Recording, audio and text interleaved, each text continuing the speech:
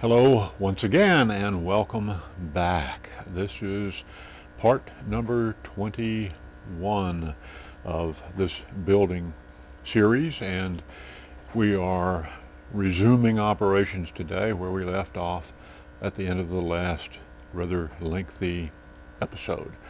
You can hear the pump going in the background, so I'm going to be turning this off now this morning and taking out the parts that we bagged overnight, and we'll see what happens. Okay, stick around. All right, I brought the vacuum bag over to the other bench, and we're going to take a look now and see what we've got for parts.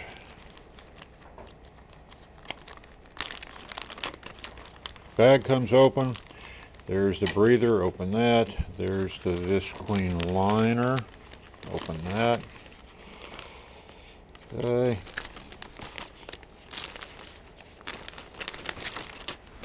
Take out the two tacos.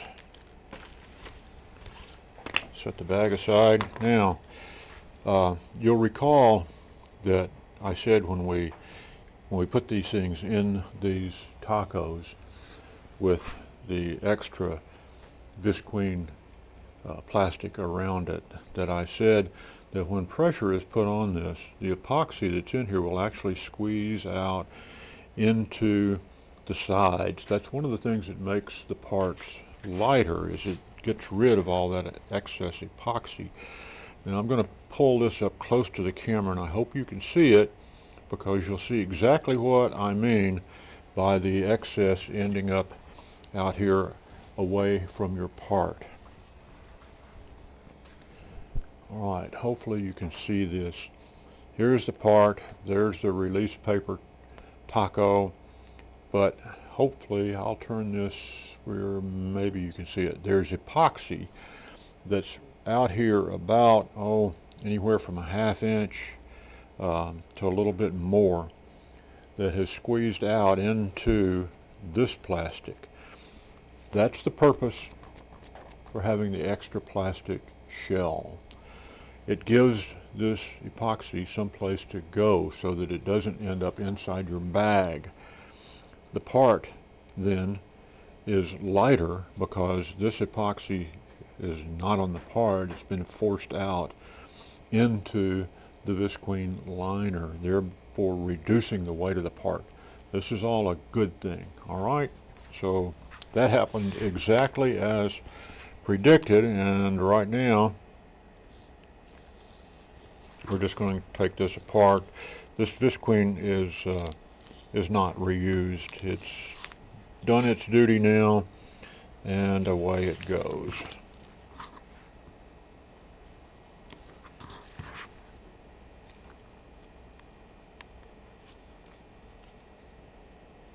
Visqueen is great stuff. As I said earlier in one of the other videos, you can use it in lieu of this release paper, but you need to get the thick stuff. You need the thick visqueen. All right, now get the part out. Okay, now we've got our part.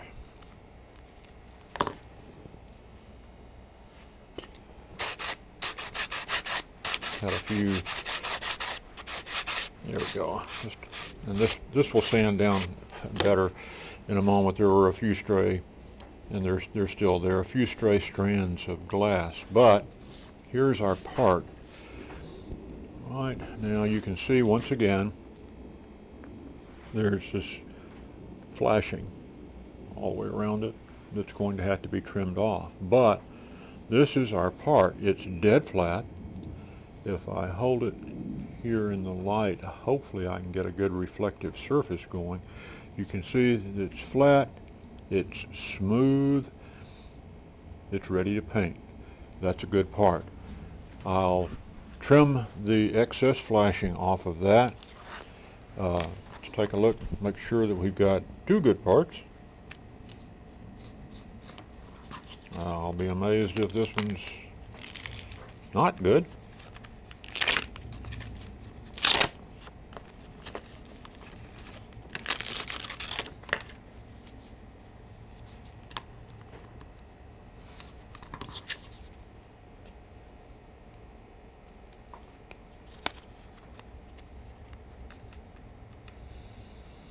This one had the same epoxy that seeped out into the surrounding part of our taco here. And here we go again. Okay, again we've got the flashing that's going to happen.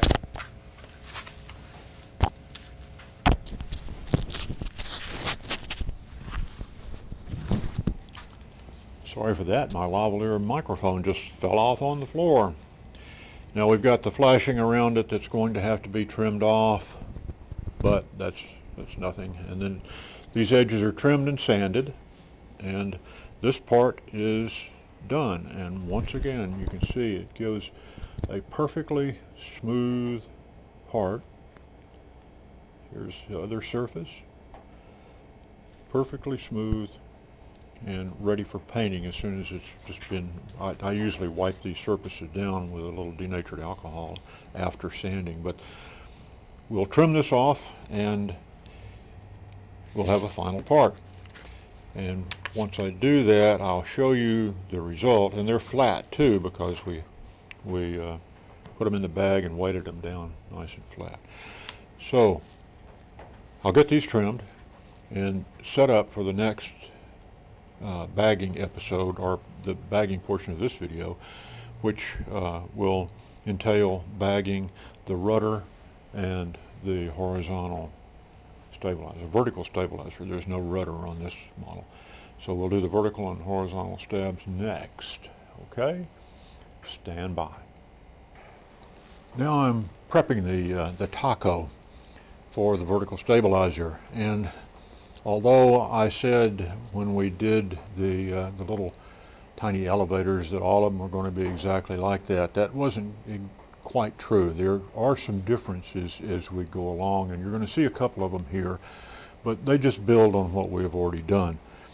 I take, once you've cut it to the general, your release paper or your very heavy visqueen that you're going to use as release paper, once you've cut that to rough size, I take a magic marker and go around the part, leaving about 1/8 of an inch all the way around it. This is not, we're not going to cut this out exactly. We're not going to cut this exactly on the part. If you can follow this black line here, it's about 1/8 of an inch outside the part. That allows it to curl around and cover. What we're going to do now is just merely take a pair of scissors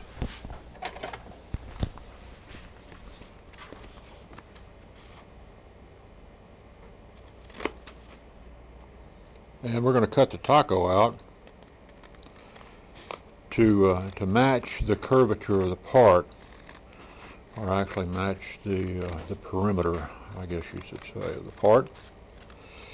And this doesn't have to be super accurate. It just needs to be able to come around the part.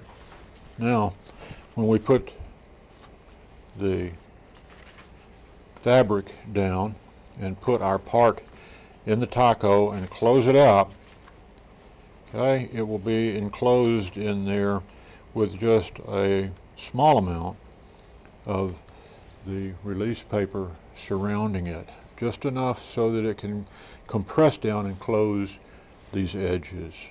Okay, now I'll do the next step.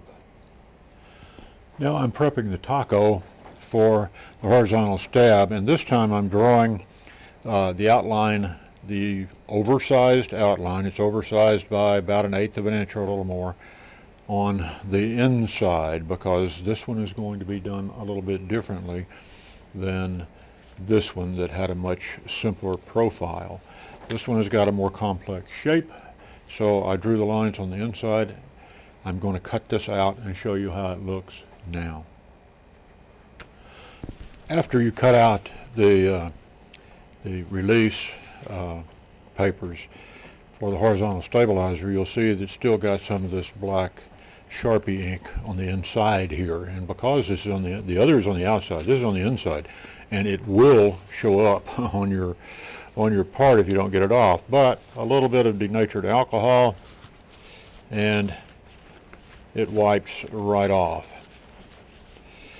you want to clean this off so that you don't end up with a black line around your part when you take it out of the bag, which you will if you leave it on. Okay, I'll get this cleaned up and finished up, and we'll be ready to go in just a moment.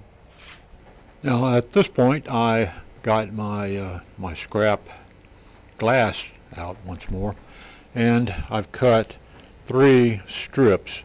They're about 1.5 inches wide, and I had to make sure that each strip was long enough to cover the leading edge of the horizontal stabilizer, and the third one is long enough to cover the leading edge of the vertical stabilizer. The leading edges of wings and horizontal and vertical stabs tend to take a beating. So we want to make sure that we get a good glass covering around the leading edge, and in order to do that, here's what we're going to do with these strips. Okay, I brought the strips over here to a spot in my workshop where I do some minor painting, and as you can see, I've got quite the modern art going on here in the back of this old kit box. But at any rate, what we're going to do is we're going to take just a mist of spray adhesive, and right now I'd like to do a word about spray adhesives. Working with foam, people will tell you that you've got to have the high-priced foam safe spray adhesive to work with foam. Well, you don't. What you do have to do is, when you're using the less expensive, and this is Duro, this is about as cheap as you can get. There's other stuff at Wally World, it's like $2 or $3 a can. What you have to do is, when you do spray on foam, is you have to hold the stuff back so that the propellant, it's not the adhesive that eats the foam. It's the stuff that makes it squirt out of the can. It's the propellant that eats the foam. So as long as you get it back so that the propellant has a chance to dissipate and evaporate in the air by the time it hits the foam, you're fine. And then put on light coats, and don't just slog it down and lash on heavy coats of spray. This stuff works fine. For right now, we're going to use it for a different purpose. All I'm going to do, and this probably already has some, but we're going to do it again just for the sake of this video. All I'm going to do is spray a real light coat. I mean, just really light in there, because you don't want what we're going to do next to really stick for forever. You want to just hold it there. All right, so now I've got to put the camera down and pick up these little fiberglass strips, and what we're going to do with the strips is we're going to just gently lay them on that adhesive surface so that they can be coated in turn with a coat of adhesive. Okay, let me put this camera on hold until I can get the strips up. There we are. The strips are now just laying on that surface. They are not pressed down. They're just barely stuck on there. And later on, when we get ready to put them on, we'll get the old Duro out again, and I'll show you how we're going to coat these. Now, we're not going to coat them now because we want the adhesive fresh when we use it, and I'll show you how we're going to put those strips on the leading edge of both the horizontal and vertical stabilizers. Trying to handle lightweight fiberglass fabrics can sometimes be a chore, because if the slightest pull on it and it pulls out of shape. And what we're going to need to do right now is cut some fabric to the shape of our horizontal and vertical stabilizer. And there's a trick you can do to help kind of control things. This is regular old white rain manual pump hairspray. You don't need the aerosol. As a matter of fact, the aerosol would be bad because it comes out with such force that it will blow stuff everywhere. So I have laid out, let me turn the camera down so that you can see a little bit better.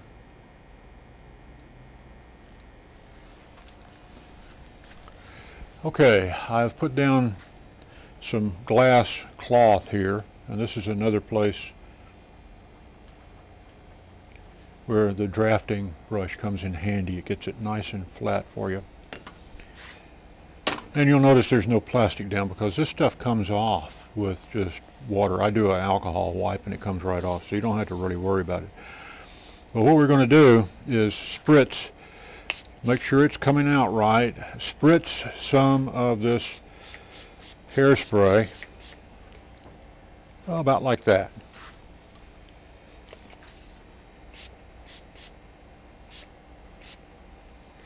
You don't need a huge amount, but we're going to let that dry. And what that does is it stiffens up the fabric enough so that you can handle it without it just pulling apart. Now I'm going to give that about 5 minutes and we'll come back. Well, that didn't take anywhere near 5 minutes, more like 2. But what we're going to do now is we're going to cut the outline, and actually we're not going to worry too much about the trailing edge. What we're going to pay attention to when we're cutting out this fabric this time is the leading edge of this horizontal stabilizer, and we're going to cut it out in 2 pieces just to make it easier to handle. Again, handling this stuff can be problematic. So we'll start doing the rolling cutter thing here, and one of the things that helps when you're doing this stuff is to have some weight. We'll do the rolling cutter, and we're staying pretty close to the front of this because I'll show you later what has to be done as far as matching this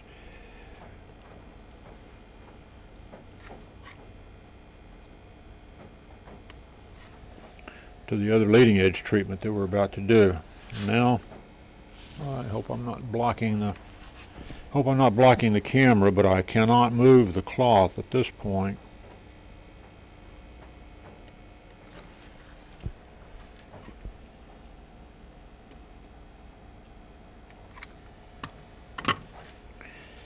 Okay, now hopefully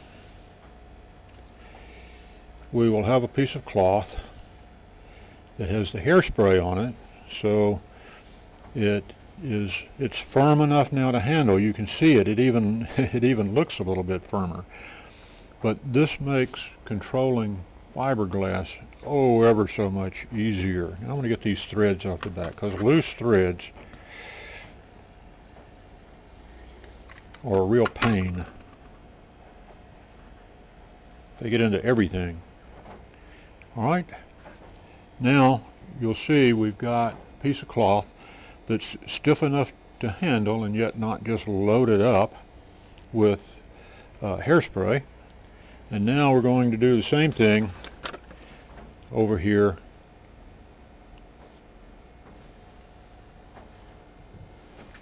for the second piece. So I'll turn the camera off. You don't need to see this done twice. And I'll cut off that. I'll also cut out an outline for the vertical stab. Okay, I'll be right back. Okay, there we are. Now we have got the glass cut out, and once again the only edge that we're really concerned with getting fairly accurately cut is this leading edge, and this is going to become apparent later. We're not going to worry about the trailing edge back here so much right now. That's just going to trail off into nothing when it's clamped down. But now we have whoops, whacked the camera. We have the glass now where it can be handled. It's not exactly stiff as a board, but as you can see, it has a certain amount of stiffness to it, and it doesn't tend to just fall not only to pieces, but to get stretched out of all recognition, because bias cut fiberglass, which this wasn't bias cut, but bias cut fiberglass is extremely difficult to handle, and this makes this regular old white rain manual pump hairspray makes it just behave itself amazingly well. And it's also good when you're done cutting, as we're done now cutting the glass from the bottom of this roll. To keep the edges here from fraying, the coating of white rain, the hairspray coating, will keep that from unraveling, and that just helps protect your cloth. And the hairspray has absolutely no effect whatsoever on its ability to absorb resin. It doesn't hurt it, doesn't harm it in any way. It just makes it easier to handle. So there you are. That's just a little tip about what we're going to do and how to handle fiberglass. Now that we have the outlines cut of, in this case, the horizontal stabilizer, I've laid the cloth down on top of the release paper. It's probably going to be hard to see, but let me take the camera over here and see if I can show you what we've done here by cutting the leading edges accurately and moved back slightly from the very front. So let me get the camera here. And whoops, hold on just a minute. Let's see if I can get this a little bit better. I'm not sure whether that is going to pick that up or not. Let me see if I can darken or lighten the image a little bit. No, doesn't look like it's going to do much here.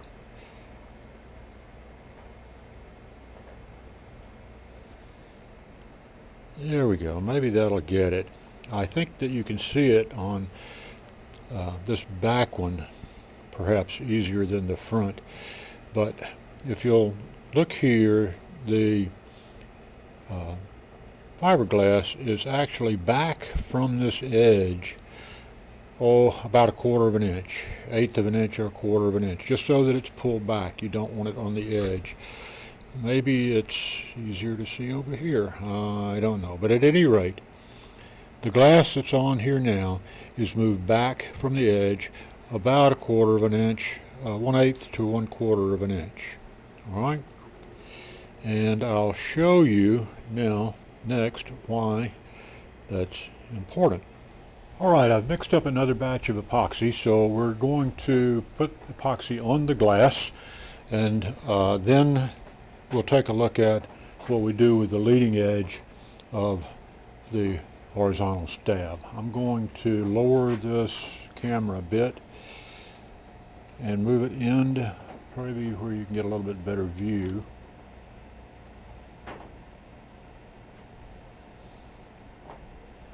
All right, and we'll go from here.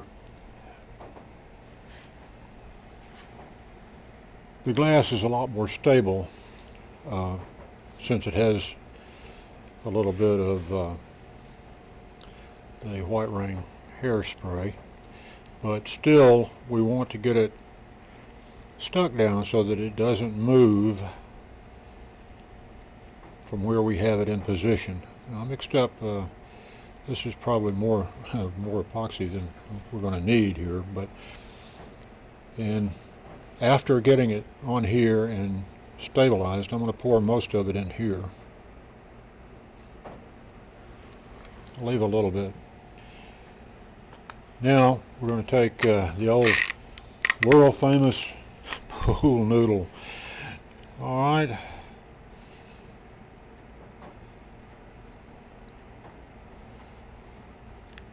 And again, you have to work this slowly. Yeah, when I'm gone, my friends might not be able to say, you know, he was the brightest bulb in the chandelier. They might save that for somebody else, but they'll always be able to say, you know, he came up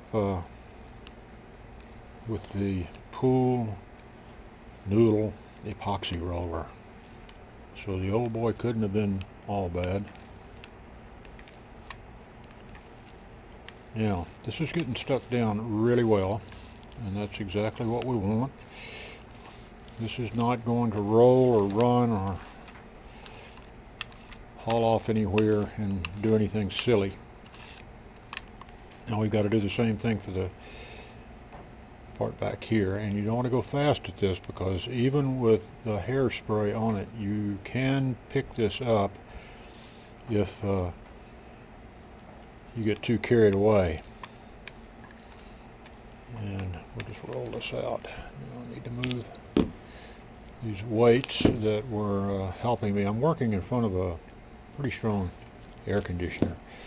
We are, after all, in Florida, and my workshop is a 20 by 30 metal building, and as you can imagine, in the Florida sunshine, the metal gets hot.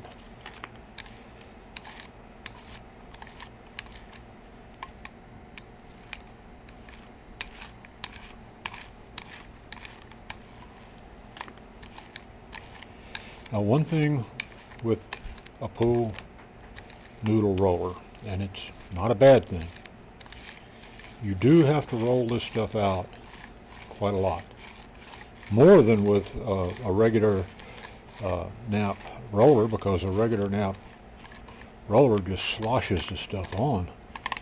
And sloshing the stuff on is not what we want here. What we want is a nice, even but thin coat. And now that we've got it sticking down well, we can just roll the stew out of it, get it nice and thinned out.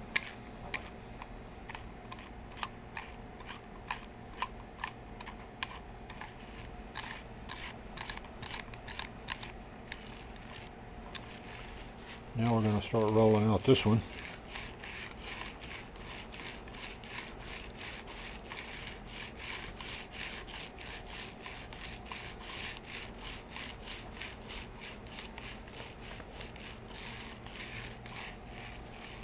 And I'm taking care, and I'm still watching here. This rolling back and forth, I've done it a lot.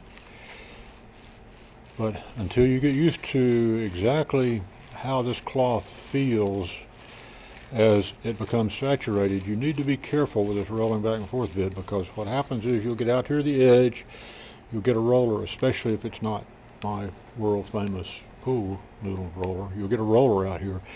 It'll pick up this end, and all of a sudden, when you come back, it starts rolling it up, and that pretty much kills that laminate. It's hard to get that glass back down where it was. But right now, we've got a pretty good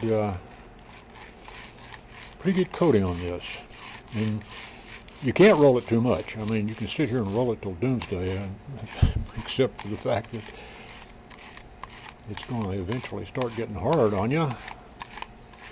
But as far as rolling it too much, you can't.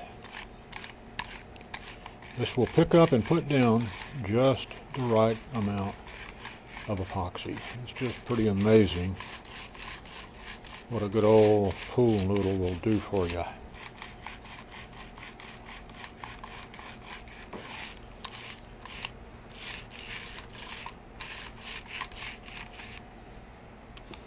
Now we've got one other step to do, and that is we've put some epoxy in here on this plastic lid. Now we're going to pick some up, and we're going to coat the leading edge here, back about an inch or so maybe.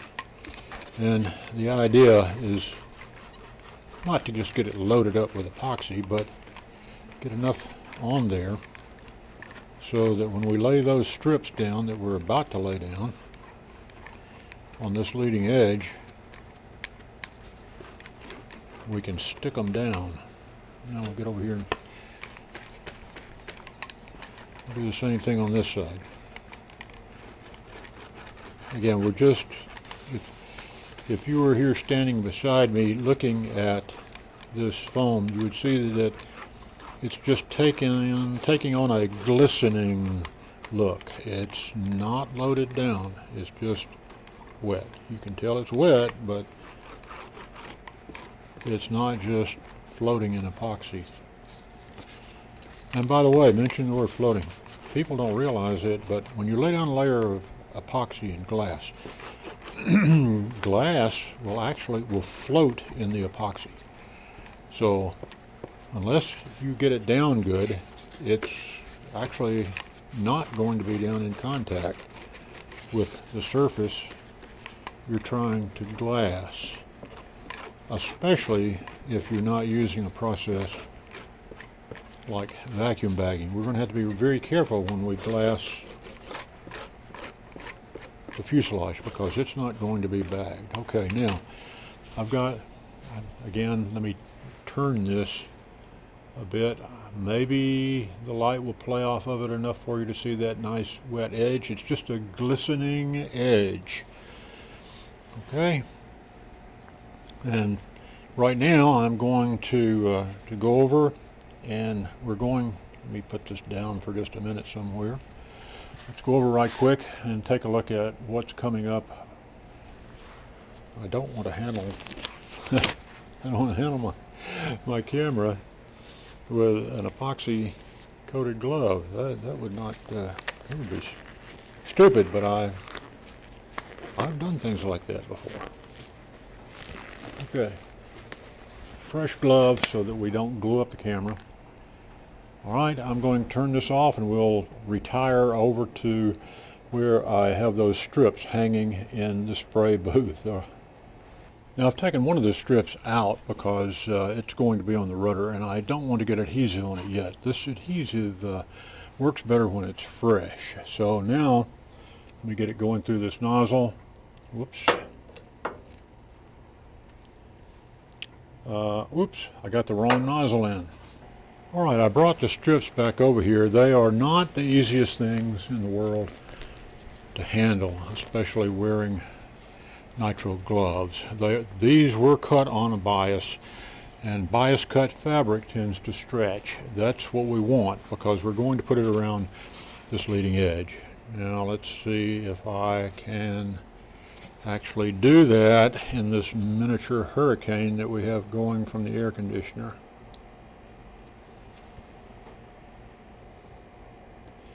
What I'm doing right now is just looking through the strip and gently tacking down the leading edge. And now here's where the flexibility of bias cut fabric comes into play. Now the one piece of equipment that I neglected to get, let me step over here and pick up.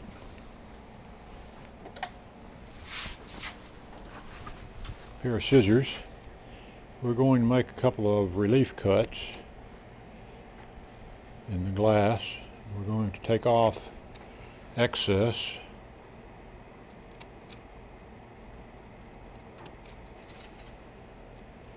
These 90-degree bends, you can't make 90-degree bends with fiberglass. Okay, and now we're going to just start pushing the fiberglass down all along the leading edge. And as you see, when we come to this sharp edge here, bias cut glass will just lay down.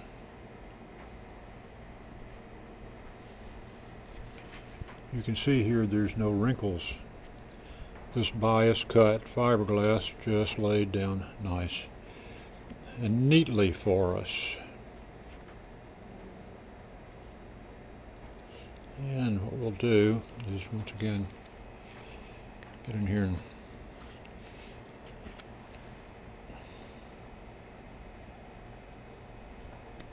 take off the excess. This is going to be sanded after it cures, so it's not. And this area in here is not really important. This is going to be literally inside the fuselage, so I don't really care if there's a lump there or not. Okay, now we've got one leading edge covered. Okay, now we'll do the other. This would be a lot easier if I weren't standing here in front of an air conditioner blowing full blast. But once again, I look through the glass and then just rub it down with my finger. Don't rub too hard. Again, bias cut glass will slide all over the place if you don't watch it.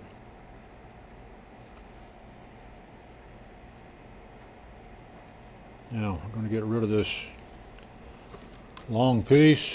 Don't need that. We really don't need anything up here on the inside. And now we'll do the relief cuts here at the sharp corners.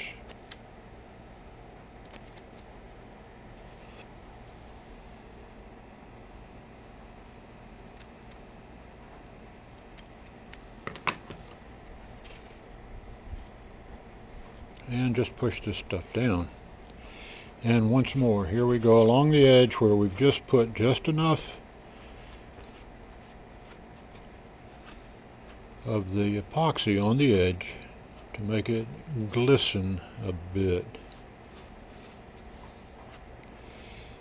And when you push down, using both fingers simultaneously to pull it tight, when you push down and pull tight,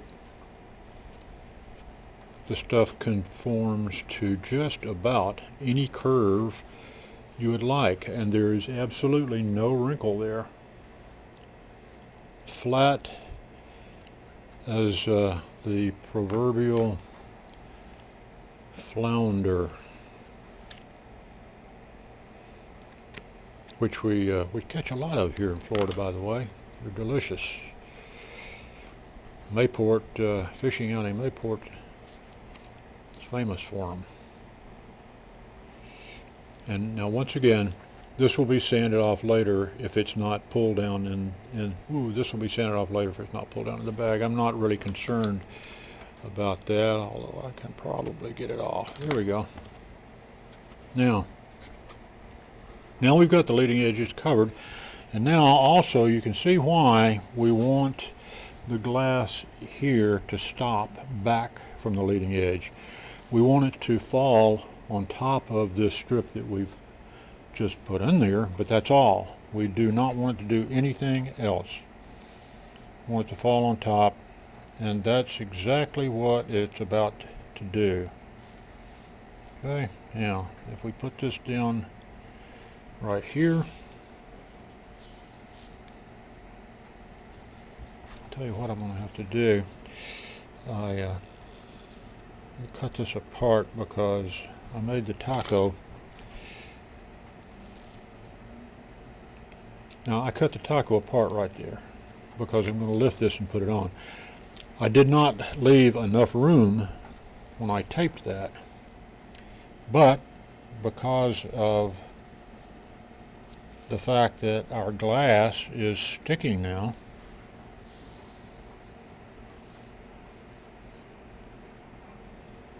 there we go.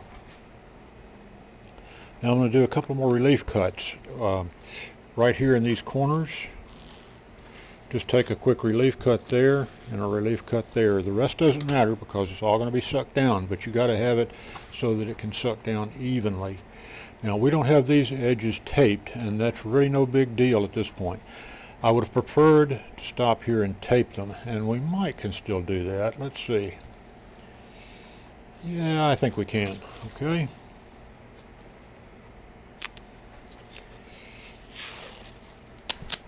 And the reason for the tape is not really structural or anything like that. It just makes it easier, so much easier to handle. You don't have to worry about the top and bottom release papers sliding around on you and working their way out of shape. Now, there we go.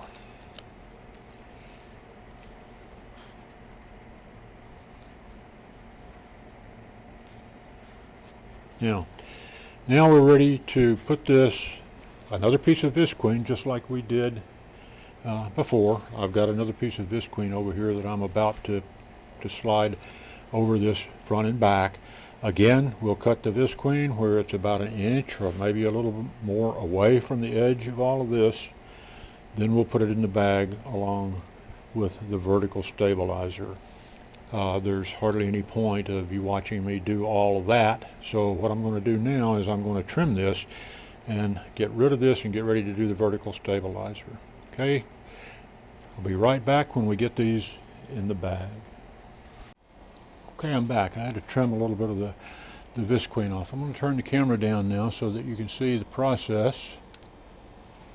Here are our parts. Again, the tacos have been put inside a heavy-duty visqueen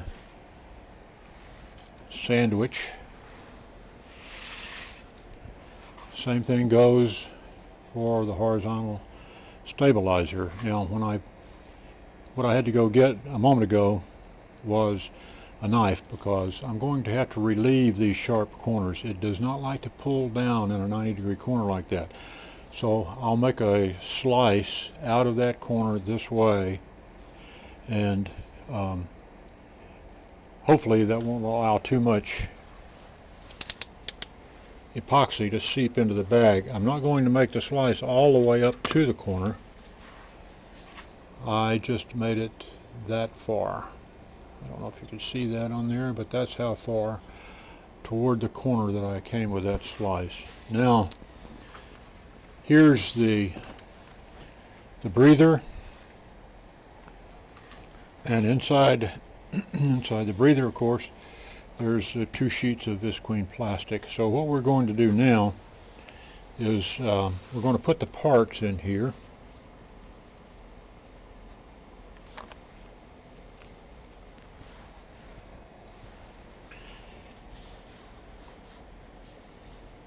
Because they're larger and a bit more ungainly to handle, it's easier to get them in the bag this way than it is to try to slide them blindly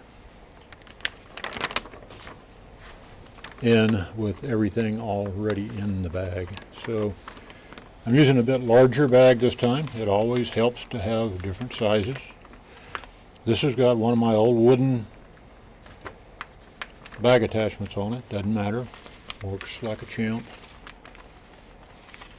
What I've got to do now is slide everything in there. Now, one thing that you do have to do, let me make sure this is shown.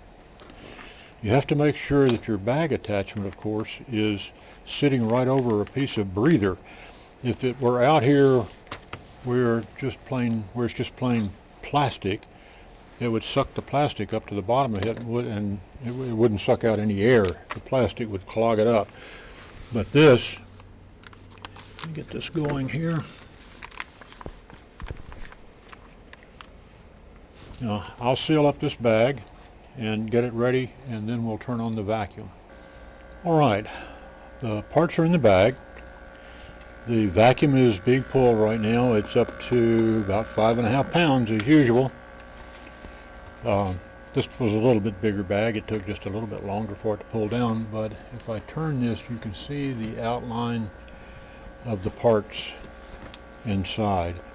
Also, I checked as it was coming down to make sure that there are no creases out here over this, because creases on either side, front or back, creases will imprint, and you don't want that. So now, all we've got to do, get everything out of the way here.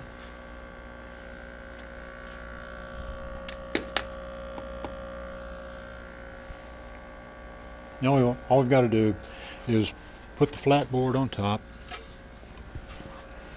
just to hold everything down flat. This produces no weight or anything. It just keeps it flat to this dead flat table. Now we'll close it up, and 12 hours from now we should have parts again. Okay? All right. Okay, you can hear the pump running in the background. So we'll call this a wrap for this episode. We've completed all of the tail surfaces, the horizontal, vertical tail, and the elevators. Next up will be the wings, and they pretty much deserve an episode of their own, since these things tend to get lengthy because I'm so long-winded. But we'll resume next time with wings. Come back if you're not bored to tears. Thank you.